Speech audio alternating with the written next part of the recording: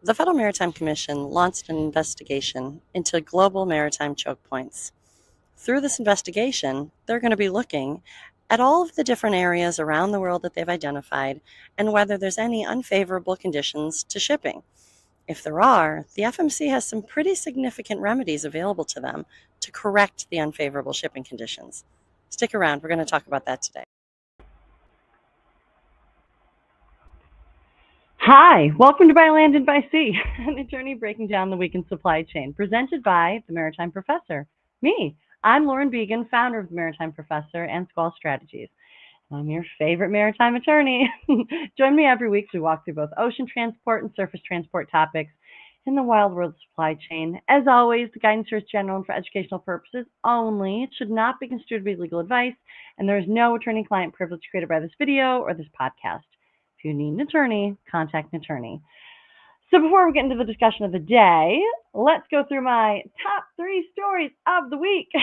Before we begin, one, I just want to say, did you like that little on-site right in front of the Capitol video feed?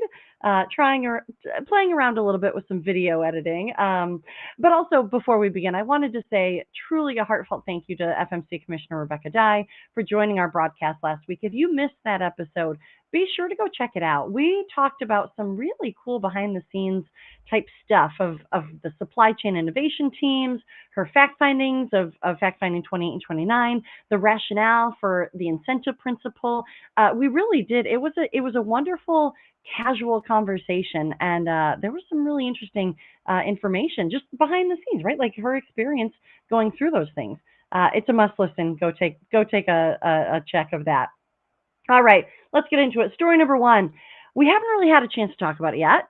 There's been a lot happening in the month of March, huh? We had TPM. I was busy out in Long Beach with Ocean Shipping Nerd Camp. Guys, it is the most fantastic thing. I highly, highly, highly encourage everybody to go to TPM. If it's been on your maybe list, put it in your definitely going list because it is fantastic. You can get years worth of networking done in 3-4 short days. It's worth it. But okay, so oh my goodness, shipbuilding and maritime made it into President Trump's joint address to Congress. Did you see that? I'm sure you did. Everybody's talked about it, but it happened just this month, just a few weeks ago. It feels like every week is another year in terms of time. Everything is happening so fast, but it happened, right? I'm sure you saw it, but let's talk about it briefly. So I'm actually going to be pulling from the U.S. Naval Institute's coverage. It's written by Mallory Shelburne. I thought that she did a really good job of kind of highlighting what it is, explaining what he said, what his intentions are. So the article's titled "Trump's Make Shipbuilding Great Again Order Calls for Wholesale Overhaul of U.S. Maritime Industry." She does talk about an unpublished draft of the executive order. There's an executive order that's essentially make shipbuilding great again, that kind of follows on to the announcement. I am going to be reading from her encapsulation of that draft order.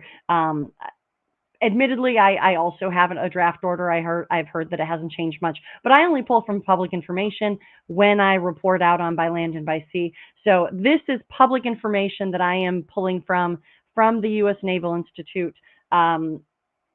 So let's get into it. So what she says, and I'm just going to read right off of her article here. She says the Trump administration wants a sweeping government-wide overhaul of the U.S. commercial and military maritime sectors in an effort to catch up to China's unrivaled shipbuilding capacity, according to draft documents obtained by USNI News. I'll stop there. That's true, right? We unrivaled shipbuilding capacity as it exists right now. The U.S. has fallen far, far, far behind, and so he intends to overhaul the U.S. commercial and military maritime sectors. We still build naval military vessels and support systems, but it's the commercial side that really is a big deal here. But all of it is, right? So continuing on with Mallory Shelburne's article here, again, I only pull from public information, and so this is my reading of her public news on the draft executive order. So it says the draft of an executive order dated February 27th calls on administration officials to create a maritime action plan over the next 6 months to revamp the American maritime industry. She now is quoting from the draft order. Again, this is not me quoting from it. This is her quoting from her her copy of the draft order. So it says, the United States has always been a maritime nation, but today China's shipbuilding sector has established a position of dominance in the global market through unfair non-market practices, creating over 200 times the capacity of the U.S. shipbuilding industry, reads the draft White House fact sheet accompanying the draft order. Again, right, further emphasis on how much dominance China has in the shipbuilding sector. Continuing on with the article here, says the order will create a new maritime industrial base office within the White House's National Security Council to lead the effort. Trump announced the new office on Tuesday during the joint address to Congress. So that Tuesday was Tuesday, March 3rd, 4th, earlier in the month. Continuing on, and she's now quoting the joint address where he made his announcement. He said, to boost our defense industrial base, we are also going to resurrect the American shipbuilding industry, including commercial shipbuilding and military shipbuilding. And for that purpose, I am announcing tonight that we will create a new Office of Shipbuilding in the White House and offer special tax incentives to bring this industry home to America where it belongs, Trump said.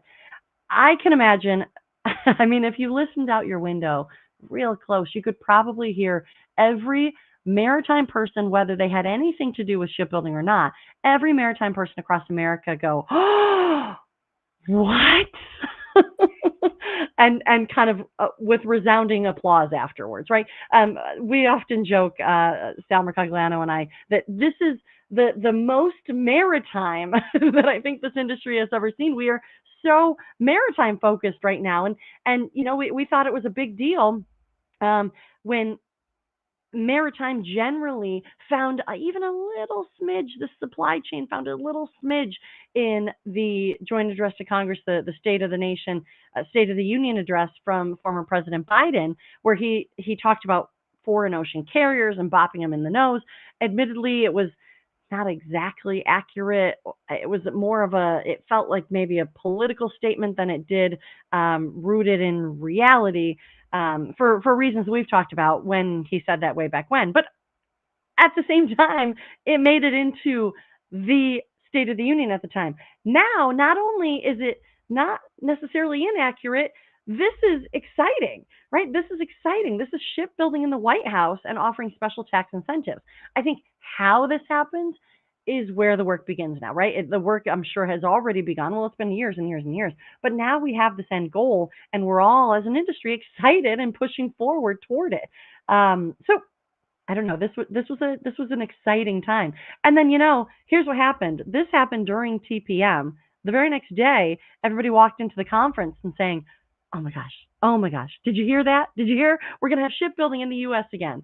Or we do have shipbuilding. I want to be clear. We do have shipbuilding, but he's saying to have a resurrection of the American shipbuilding industry. We are nowhere near where we used to be. And so that's what this is. It's a celebration of the resurrection of the shipbuilding industry for both commercial shipbuilding and military shipbuilding. It's a commercial side that's really exciting, complicated, but exciting. All right, and where the article continues on, and she quotes President Trump again. She says, "We used to make so many ships. We don't make them anymore very much." Okay, sorry. This is President Trump saying, "We used to make so many ships. We don't make them anymore very much, but we're gonna make them very fast, very soon. it will have a huge impact. So here's the thing, right? Ships take a long time to build. And this is where I was kind of referencing it's like a little complicated. Ships take a long time to build. And I completely appreciate President Trump saying that he wants to make them very fast. But the reality is, right now, very fast is likely years and like at least 5 to 10 probably before we start seeing any real movement there or any kind of significant movement and builds. And uh, that's not even for the total goal being achieved, right? For us having a true presence and competitive presence in commercial shipbuilding and commercial shipping generally. But look, I don't want to focus on the negative here. I'm an optimist, and I think, look, like let's get this done, right? Let's do this. So I've been kind of mulling this over between TPM and now the APA Legislative Summit, which we're going to talk about in a minute. What a fantastic conference this week, too. This month of March has just been, ocean shipping nerds peak month, it feels like. Also, there's been, I don't want to say it's all been positive because there have been some very stressful moments. There have been some very complicated suggestions that require deep thought, really kind of problem-solving attitudes. But look, I can't say this, anytime maritime is being talked about, I'm so excited. This is so great. So, all right.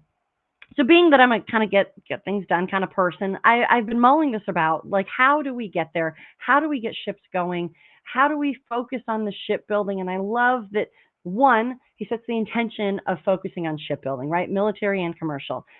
And I love that it's already tied to the intention of financial incentives because that's going to be imperative, right? This is not a cheap industry. This is an expensive industry with a lot of uncertainty, especially right now, and we have to have commitments of cargo movement to make the commercial justification for the build of the vessel. And we've seen that actually in the offshore wind side of things, in commercial cable laying vessels and just different areas of support vessels that might have supported this offshore wind industry. So this is nothing new, right? This is nothing new that it requires a lot of money. And so the financial incentives is a good idea. And shipbuilding as an intention is a good idea too. But look, we got to get creative in the interim because we are not going to have these ships at our ready right off the bat. So in the interim, let's get creative. Perhaps we're going to see an increase in waivers. Maybe, right? There are vessels out there. There are foreign flagged vessels out there. And maybe until we can get the shipbuilding facilities fully stood up, and I understand that this is kind of complicated and perhaps maybe even a little bit, I don't even know, like controversial to say this, but look, we're not going to have new U.S. commercial vessels in 2026. That's just the reality, unless something fantastic happens and we get a lot faster. But right now, we're not going to have it in the next 2 to 3 years. So how do we kind of capture that section? Maybe we do more waivers to make reflagging of vessels to the U.S. companies.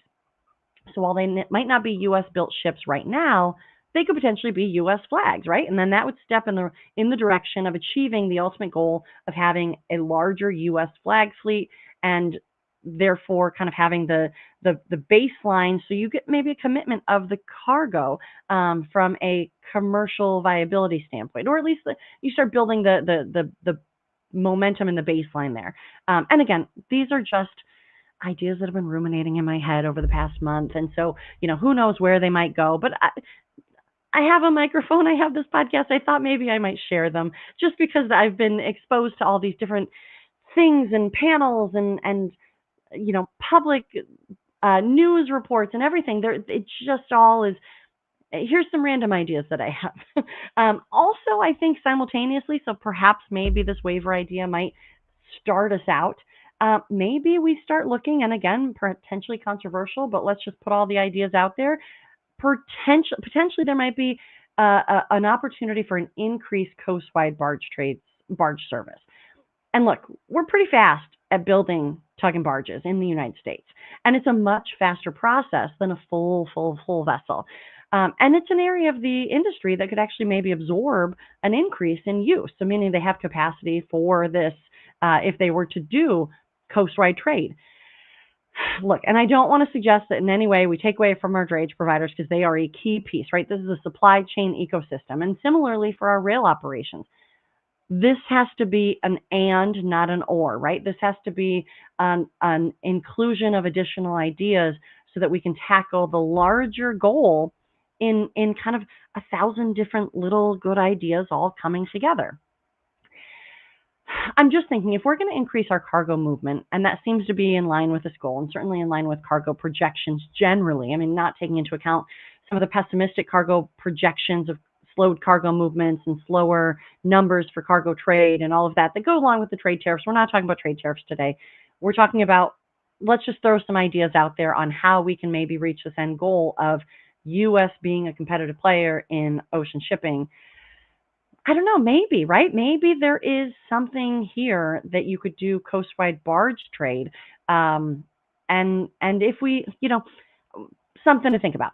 And then if we increase our tug and barge world, there's kind of a knock-on effect and a knock-on benefit there. We could be increasing our available builds for mariners, for U.S. mariners to sail on, which would then increase their opportunity for U.S.-based jobs and potentially even increasing their experience and training opportunities so that by the time we do get these big build commercial vessels out there and on the water, we're going to have a maritime workforce that's ready for it, that's been doing coastwide trade. Granted, it's barge, and that's going to be different than large commercial vessels, but it's sea time, right? It's being out there, it's seeing different conditions, it's seeing what it looks like when you pull up to the different ports.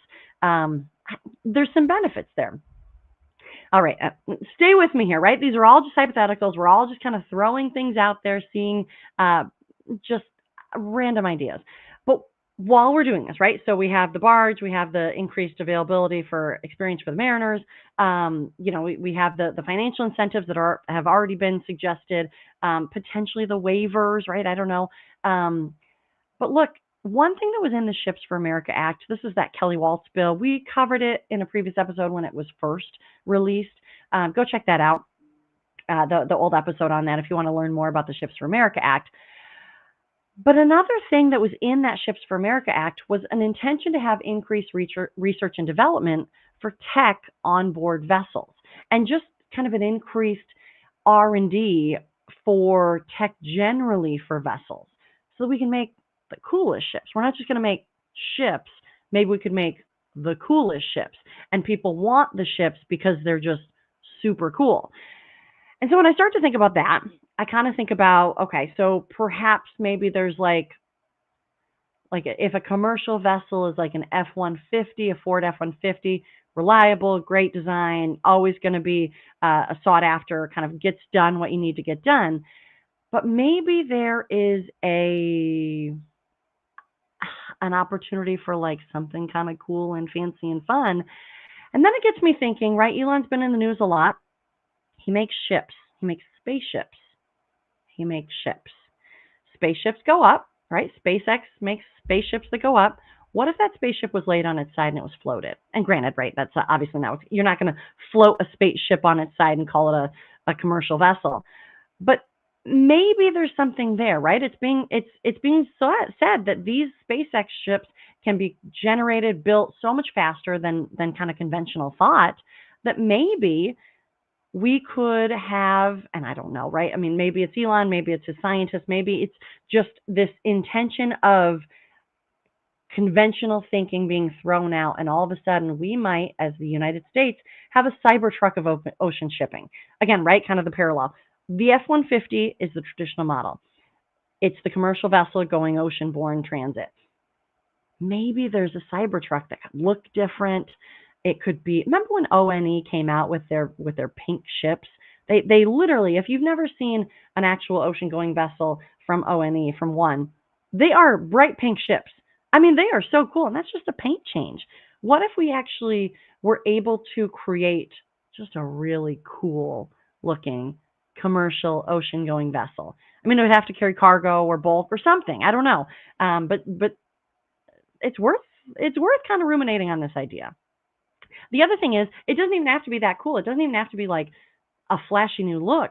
Maybe we could even just get Wi-Fi on board. And I'm telling you, I've mentioned this before, that's a novelty in the industry. It really, having Wi-Fi on board as a mariner, really isn't an available option. And so it disincentivizes, or could be one of the disincentivizing things that mariners have for not wanting to go out to sea. They unfortunately lose a lot of that regular contact with their family at home. And so I think that's why we see a lot of kind of young families, mariners of young families, not able to go back to sea or not wanting to go back to sea because they don't want to be missing out on that daily interaction with their kids. Maybe if we had Wi-Fi, they could have a daily interaction. They could FaceTime. I don't know, right? Starlink maybe on there. Maybe there's just a way of connecting those dots, and that's just baseline tech. And maybe even making it even cooler, maybe we could have app-based temp logs or overall conditions, or if the vessel really got jostled in a storm and you needed to know that, if there were chemicals being moved.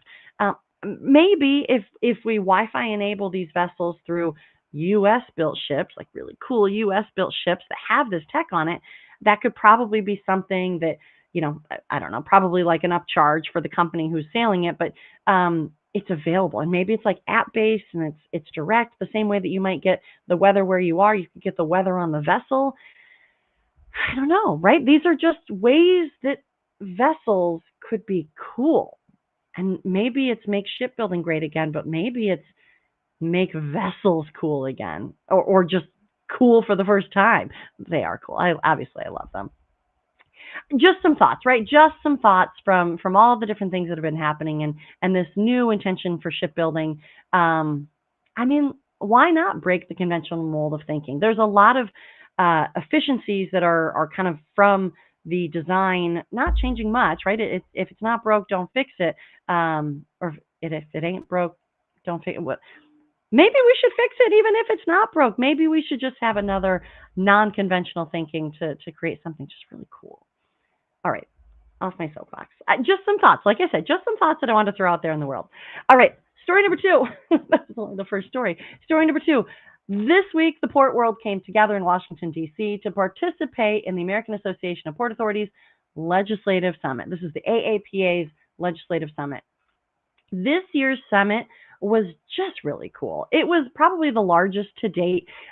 It brought together industry leaders, policymakers, stakeholders, the ports, obviously, to address really pressing issues in the port and maritime sectors. I can't say it enough. This month of March has been so interesting and so many things happening. We had kind of the news of new intentions at the beginning of the month.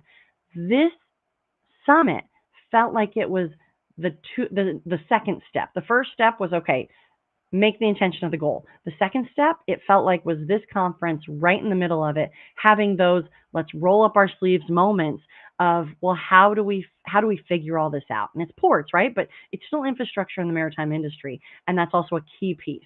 So we had a keynote address by Kellyanne Conway, and that was one of the summit's highlights, was this keynote address by Kellyanne. As you probably know, she's a former counselor to President Donald Trump. She was his campaign manager for his first run. Trump won. She emphasized the critical role of ports in national economic security.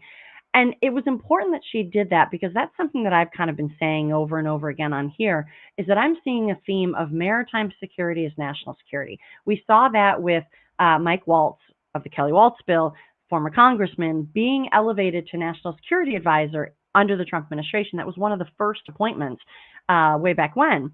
So with his maritime mind as being part of that Ships for America Act, and then being elevated to the national security advisor, to me, it signaled, okay, maritime security is national security. And then that's what Kellyanne said here. Ports play a critical role in national economic security.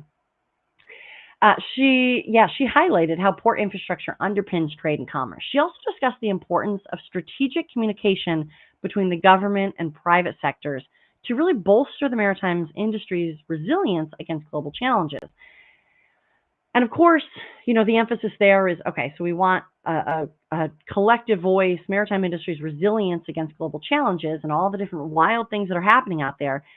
But I also took it as the importance of strategic communication between the government and private sector. This was important because it changed the tone. It felt like one of doom and gloom because of a lot of the kind of significant analysis, sometimes pessimistic, but significant analysis of the tariff discussion, to it kind of shifted it to one of, okay, look, the administration wants to hear from you and they want to hear from this industry. And she really emphasized the importance of not just bemoaning the ideas presented. So perhaps there's an idea that's just, oh, that'll never work. She said, rather, instead of just saying that'll never work, spin it and get your ideas together and submit concrete alternatives. Say why it won't work and what you could do instead. Because she kind of made it clear that the administration has set the goals of where they need to go, and they've outlined a runway of how to get there. If the runway isn't good, let them know. They want to know. They want to have that runway shifted and changed, and maybe it should have a different astroturf, and maybe it needs to have different lights. I mean, on the analysis, on the metaphor here. But really, what they're saying is, look, they've set the goal. The goal will stay, but the runway can change, and they want that engagement from the industry.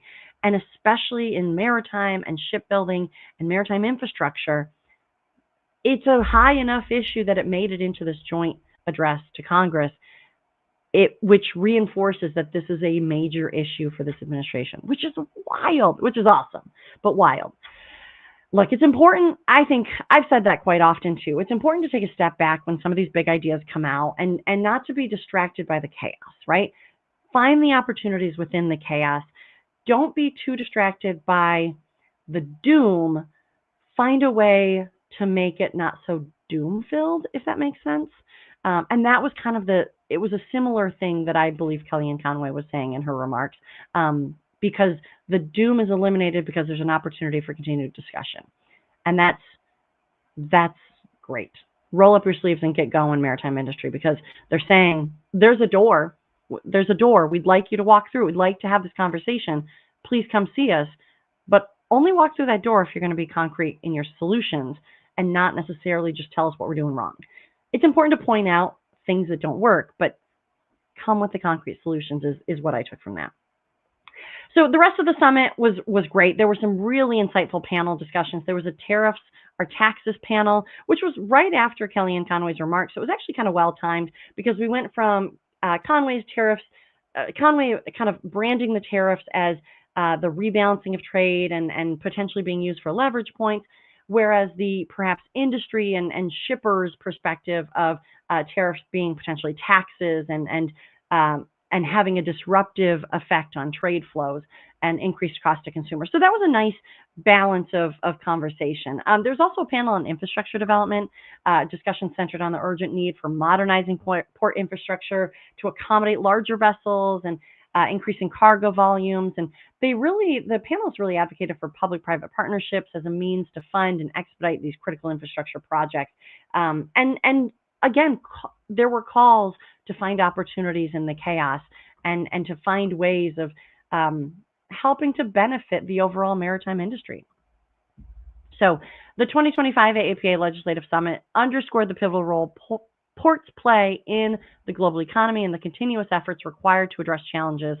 Kerry Davis, the CEO of AAPA, and his team did a phenomenal job of providing engaging discussions that therefore created sidebar conversations that it felt like were concrete, essential building blocks and building discussions to shape the future of the maritime industry. I left so hopeful from this legislative summit that, like I said, I really felt like this was the 2.0 let's get to work of the month of March.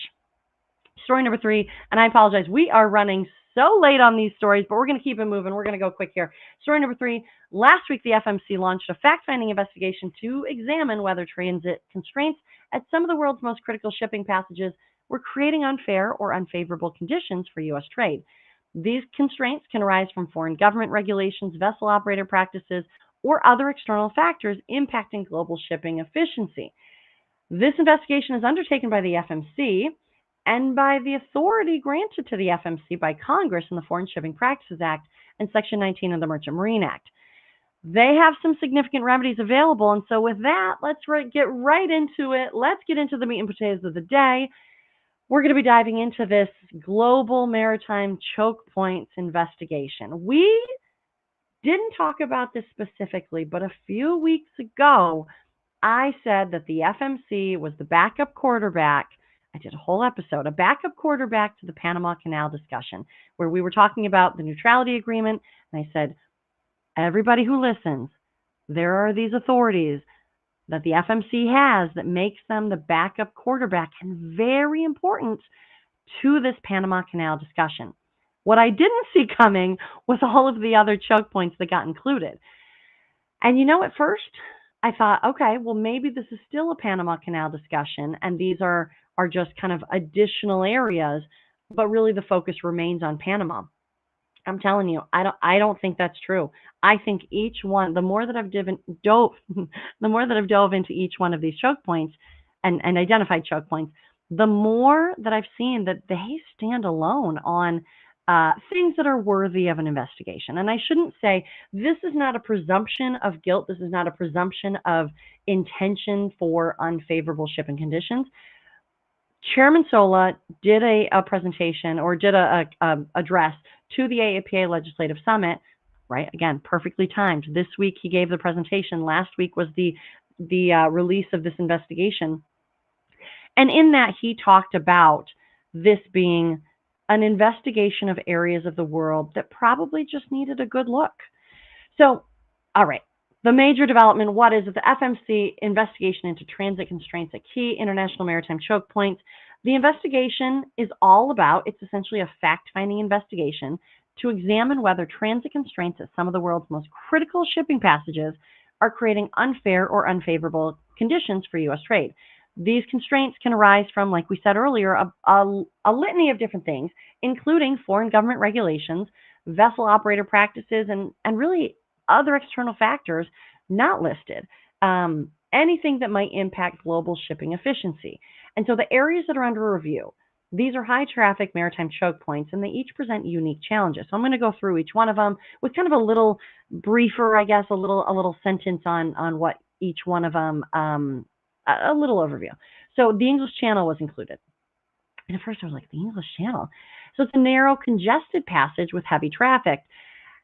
Chairman Sola, during his remarks at the AAPA, said that there are some fairly strict environmental regulations and that perhaps it's worth looking at. And so that, again, this is a heavy traffic, congested passage. There are strict environmental regulations and some geopolitical tensions between UK and France, certainly not as large as some of the other areas that we're going to talk about, but worthy of a look. And that's what I want you to kind of approach all of these areas, these passages and these straits with. Worthy of a look. Is there an opportunity to take advantage of any of these situations? So in this situation, are the environmental regulations too restrictive? Do they go above and beyond what might be otherwise just a baseline? Make sure that you don't overpollute or disrupt the environmental areas while also allowing for the commercial heavy traffic that needs to come through here. So I'm going to continue on. The Malacca Strait, this is one of the busiest straits in the world. This has some piracy risks, some congestion, limited infrastructure around the area. The Northern Sea Passage, it's an emerging trade route impacted by geopolitical competition, ice coverage, and military activity from Russia and China. Also, there's been, I've read that there's some talk of requirements of icebreakers through the area, which on its face, fine, right? Icebreakers, if it's ice laden, of course, you might require icebreakers. The simple investigation might be, is there an overly restrictive application or requirement of those icebreakers? Is it just sure, you can have an icebreaker, we require them, make sure you go get one, or is it you need to have a $10,000 icebreaker come with you? And I don't even know if that's too much, right? I don't know the scope of how much money it might be, but is there an opportunity for taking advantage of the situation? That's where might just be worthy of an investigation. The Singapore Strait's also on there, a high traffic area with navigational challenges, piracy concerns, strict regulatory oversight. The Panama Canal, as we know, crucial trade gateway, experiencing congestion over the past few years, mostly due to water level issues and vessel capacity limitations. But also there's been discussion of surcharges and rebates and again, worthy of an investigation to see if there are unfavorable shipping conditions in any of these choke points, but straits, passages, canals. It's also including the Strait of Gibraltar, a narrow passage with security concerns, heavy maritime traffic, and complex geopolitical considerations. And the last one was the Suez Canal, a critical route handling 10 to 12% of global trade, prone to disruptions like the Ever Given. And I guess, like I say, it's not necessarily prone to disruptions, but when there is a disruption, it can be major, like the Ever Given incident. Also has geopolitical tensions and environmental challenges. So like I said, Chairman Sola spoke at the APA Legislative Summit briefly about the impetus for the investigation and highlighted that these surcharges and environmental regulations simply needed to be reviewed to see if they rose to the level of unfavorable shipping conditions. And that's exactly what this is. Is it worthy of an investigation? Is it something that we should look into? Many of these choke points have nuances to them that require special circumstances. Perhaps an icebreaker, like I mentioned in the Northern Sea Passage, or a pilot in the Suez, or surcharges that offset geopolitical or environmental drought conditions. Right. On its face, this investigation is not inherently accusatory. Just the opposite, actually. I kind of look at this as quite benign. Sure, it's obvious to make the geopolitical connection here, but I look at it as being quite benign. It's simply looking at these identified areas to see if the nuances that require special circumstances are being taken advantage of. And if so, this is where it can be significant. So just investigating doesn't necessarily mean that they are compelled. They don't have to automatically do anything, they being the FMC. But if they do find unreasonable or unfair or shipping conditions that are not favoring fair and efficient movement of goods, the FMC is empowered through their statutory authority to take corrective actions, to do something to correct the unfavorable shipping conditions. And that could include $1 million per voyage, which I'm going to stop right there. I mentioned this a couple weeks ago. Doesn't that sound familiar? The USTR section 301, all penalties also have $1 million per voyage. Chairman Sola said that's not a coincidence. Okay, but this is a $1 million per voyage. In his public remarks, he said that. But they could also take action to block access to U.S. ports by certain flagged vessels. And I talked about this the other day the other episode when we were talking about the Panama Canal and FMC being the backup quarterback. Roughly 18 to 20% of the world's flagged fleet is Panamanian flagged. So if there is unfavorable shipping conditions found in the Panama area that perhaps link it back to Panama itself, the FMC, as a corrective action, could block access to all Panamanian flagged vessels. That's a big deal. Perhaps they could reflag, but I'm pretty certain Panama wouldn't want 20% of the world's fleet to be reflagged under other flags of convenience. They make money on the canal for sure, but they also make money on these flags of convenience. So these are just possible remedies that the FMC could take. These aren't guaranteed actions that the FMC would take, but they're available. There's also a piece that we talked about a few weeks ago, or any other action the FMC deems necessary to correct the unfair or unfavorable shipping condition. I mean, right? That's or anything else they might want to do. Why does this matter? Why should you pay attention? This could directly impact global trade. This could lead to potentially, well, or even if there are unfavorable shipping conditions, the unfavorable shipping conditions could lead to higher shipping costs, or they might be leading to currently higher shipping costs. They might be increasing transit times if they're found to be unfavorable shipping conditions, that basically somebody taking advantage of the situation, of a nuance of the area. They could be leading to supply chain bottlenecks unnecessarily.